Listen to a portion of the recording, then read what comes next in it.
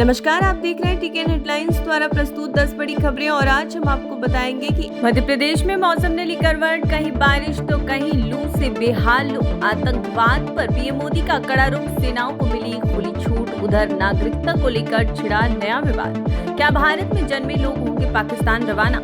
4 साल बाद तबादलों की बंदिश हटी, मई में होंगे 60,000 कर्मचारियों के तबादले। ईडी का बड़ा एक्शन, इंदौर, भोपाल और मंदसौर में छापेमारी, 7.44 करोड़ जब्त। जयपुर के जय महल पैलेस में बजी शाही शहनाई। प्रबल प्रताप सिंह तोमर ने रचाई शादी, सीएम राइज स्कूल्स की लापरवाही, एडवांस में पैसे लिए फिर भी बच्चों को समय पर नहीं मिली ड्रेस। और भी है कई बड़ी खबरें, जुड़े रहिए हमारे साथ क्योंकि टीकेएन हेडलाइंस पर हम दिखाते हैं सच्ची, निष्पक्ष और सबसे जरूरी खबरें बिना किसी लाभ। मध्य प्रदेश में मौसम करवट बदलने को तैयार है। 2 और 3 मई को भोपाल, जबलपुर, ग्वालियर सहित 40 जिलों में बारिश के आसार है। वहीं 30 अप्रैल और 1 मई को गर्मी से जनजीवन बेहाल रहेगा। उज्जैन और आसपास के इलाकों में लू चलने की चेतावनी है। डोलरिया में तेज आंधी से राजपूत समाज के सामूहिक विवाह कार्यक्रम का टेंट गिर गया। मौसम विभाग के अनुसार पश्चिमी विक्षोभ के सक्रिय होने से प्रदेश के कुछ हिस्सों में हल्की बारिश और कुछ में भीषण गर्मी देखने को मिली। प्रधानमंत्री नरेंद्र मोदी ने कल बड़ा बयान देते हुए कहा कि देश की सेनाओं को अब आतंकवाद से निपटने के लिए पूरी छूट दी गई है। सरकार की मंशा साफ है, आतंक के खिलाफ जीरो टॉलरेंस और हर हाल में देश की सुरक्षा सर्वोपरि। भोपाल की समरीन अपने 2 मासूम बच्चों को लेकर परेशान है क्योंकि उनके पिता पाकिस्तानी हैं, तो भारत सरकार अब बच्चों को पाकिस्तान भेजने पर विचार कर रही है। बच्चे भारत में पले बढ़े, पिता दुबई में है और पाकिस्तान में सिर्फ बुजुर्ग दादी है। समरीन को वीजा भी नहीं मिलेगा तो मासूम कहां कैसे रहेंगे। दूसरी ओर सुनील को लॉन्ग टर्म वीजा नहीं मिला जबकि उसका पूरा परिवार भारत में है। 4 साल की रोक के बाद मध्य प्रदेश में तबादलों की राह फिर खुल गई है। मुख्यमंत्री डॉक्टर मोहन यादव की कैबिनेट ने नई तबादला नीति 2025 को मंजूरी दे दी है, जिसमें मंत्रियों को भी तबादले का अधिकार मिलेगा। अनुमान है कि मई महीने में 60,000 से ज्यादा अधिकारी कर्मचारियों के तबादले होंगे, जबकि सामान्य प्रशासन विभाग की गाइडलाइन अब भी जारी नहीं हुई है।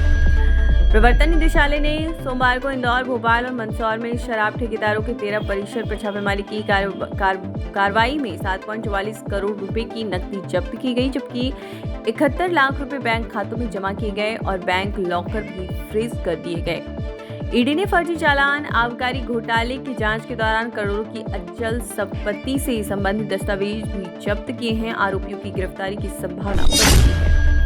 मध्य प्रदेश विधानसभा के अध्यक्ष नरेंद्र सिंह तोमर के बेटे प्रबल प्रताप सिंह तोमर की शादी मंगलवार रात जयपुर के जय महल पैलेस में धूमधाम से हुई।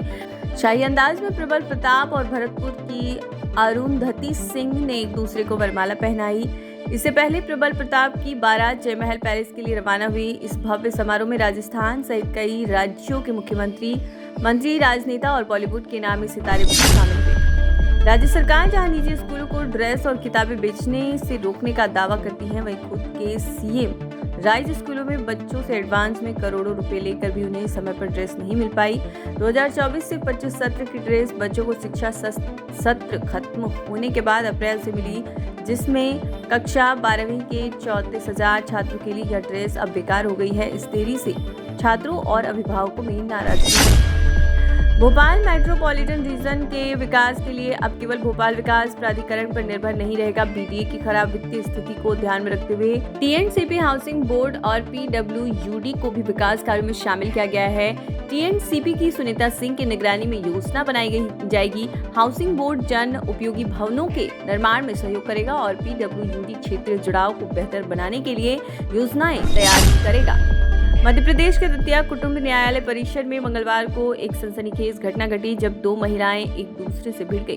दोनों महिलाएं जो एक ही व्यक्ति की पत्नियां थी, एक दूसरे के बाल पकड़कर घूंसे मार रही थी। यह हिंसा उस समय हुई जब न्यायालय ने व्यक्ति की पहली पत्नी को 3.19 लाख रुपए का गुजारा भत्ता देने या जेल जाने का आदेश सुनाया था। सुनवाई के बाद फरियादी महिला की सौतन और ननद ने उस पर हमला कर दिया, जिससे न्यायालय परिसर में अफरा-तफरी मच गई। मंगलवार को एक ऐतिहासिक घटनाक्रम में राष्ट्रीय स्वयंसेवक संघ के सर संचालक मोहन भागवत ने प्रधानमंत्री नरेंद्र मोदी से उनके आवास 7 लोक कल्याण मार्ग पर मुलाकात की। यह मुलाकात करीब 1 घंटे तक चली और इसे असामान्य माना जा रहा है क्योंकि मोहन भागवत राजनीतिक नेताओं से उनके आवास पर मिलते रही हैं। संघ के सूत्रों के अनुसार यह मुलाकात 2014 में नरेंद्र मोदी के प्रधानमंत्री बनने के बाद पहली बार हुई। हमसे जुड़े रहने के लिए tech and prime news channel को सब्सक्राइब करें ताकि सबसे पहले आप तक पहुंच सके महत्वपूर्ण खबरें।